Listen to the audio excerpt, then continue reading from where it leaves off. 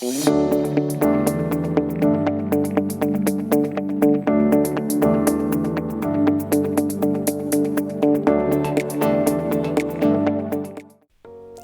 you ever taken that perfect shot, and then when you look at it, you see that there are things that are obscuring it that do not need to be in there?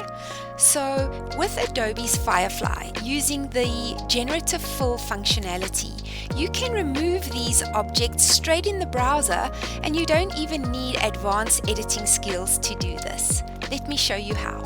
I'm going to pop along here to image, and I'm going to use this generative fill to remove elements out of an image. So I'm going to select it.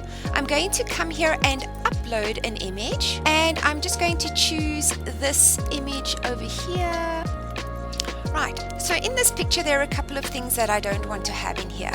So I'm going to select the remove tool on the left hand side. I'm going to come and, using the size of the brush, the hardness and the opacity, I'm just going to come and click in here and just remove some of the elements that I don't want.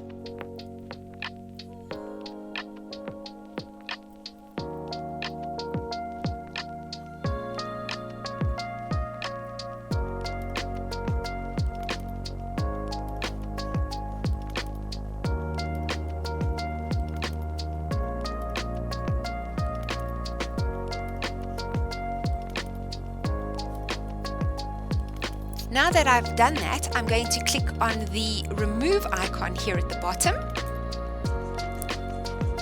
You're now going to see that it has given me 3 options that I can choose from. And once I'm happy, I'm going to say keep, and I can then choose to download that image that I am happy with.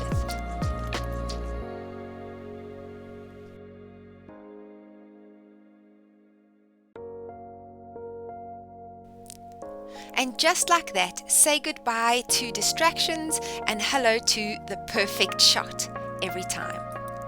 Would you like to learn more about Adobe's Firefly and the tools that are available?